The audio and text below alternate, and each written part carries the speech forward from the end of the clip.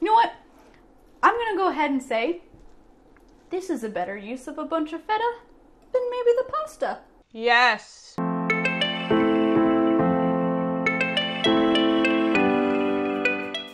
What's up? It's Kat and Deb from Two Market Girls. Welcome back to another vegan recipe. And today we are making something cheesy and something puff pastry. Sorry, I totally forgot we were doing, I thought we were doing the other recipe. I was like, there's no cheese in this. But yes, cheesy and puff pastry, two of our favorite things. Well, yeah. I decided to go full on spring for this one because I'm like embracing the season and decided to bring in some asparagus into the party, some radishes, some arugula, spring fever. Honestly, it looks like something you'd get like if you're having a fancy brunch in spring, you know? Yeah, it kind of has those vibes too, even when you eat it. Like the flavors and stuff, it almost kind of feels like one of those like tea time sandwiches. Yeah. Okay, but we made basically a puff pastry tart, like a cheesy asparagus puff pastry tart. It's really good.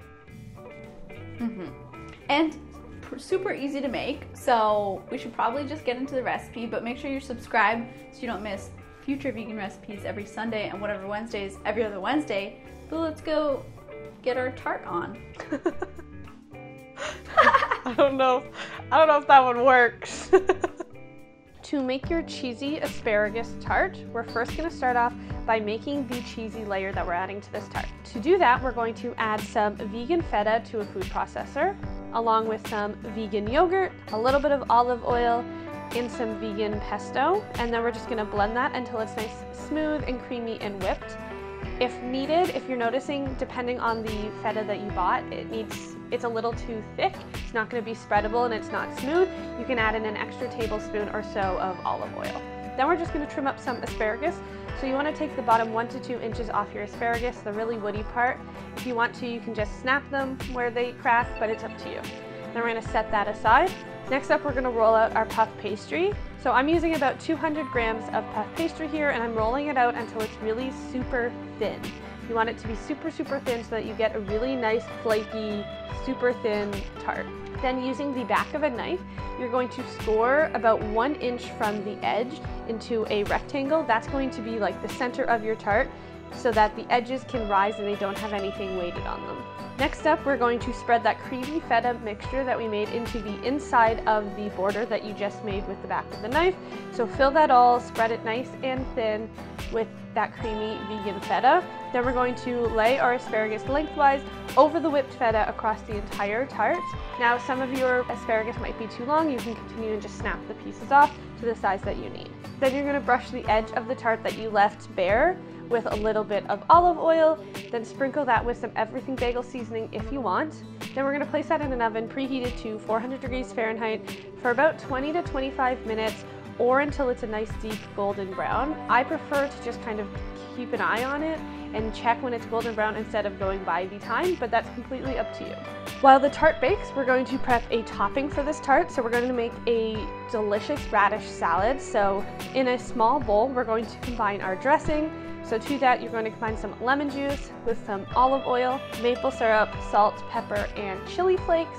Then I gave that a stir and gave it a taste and decided it needed some lemon zest as well. So I added some lemon zest to it. And then I mixed that until it's nice and emulsified and creamy. Then to that bowl, we're going to add in some thinly sliced radishes as well as a handful of arugula, and we're just going to toss it until it's nice and coated. Once the tart has finished baking, you're just going to top it with that arugula and radish salad and then serve it.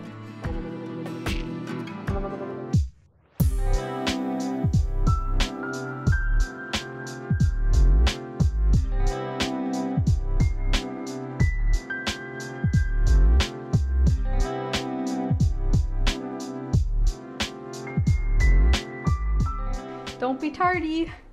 All right, did you dress your edges up with some everything bagel spice? Heck yeah. Okay, I wasn't sure if you had any still. I know you gave away one of your jars. So far, so good. I think mine's too gooey. I gotta use. Yeah. Oh my god. Mm-hmm. It's so good. Truly the best. It's so fresh tasting. Like, can you go wrong with feta and pesto? I don't think so. No. It's the best dough. And I don't know about you guys, but like asparagus is one of my favorite vegetables. It is so good.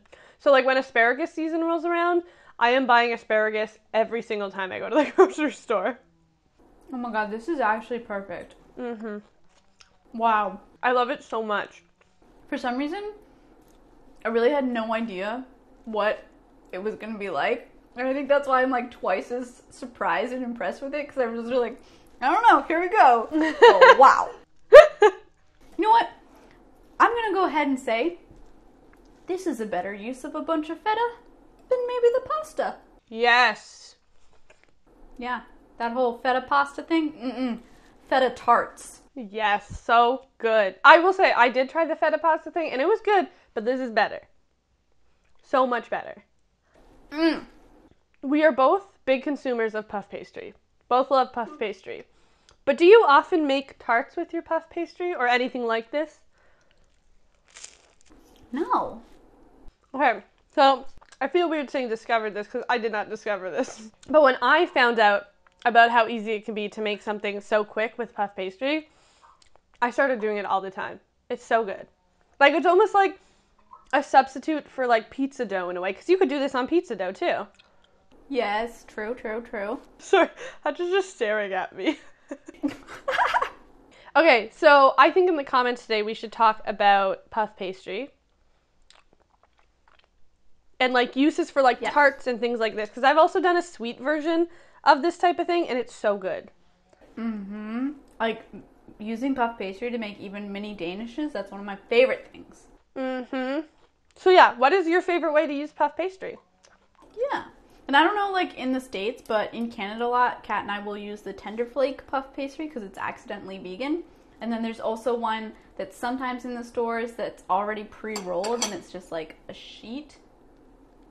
Yeah. What's that one called? 7 something? Yeah, 7 days or something like that. Yeah. So there are some, like, accidentally vegan puff pastry options for us where we live.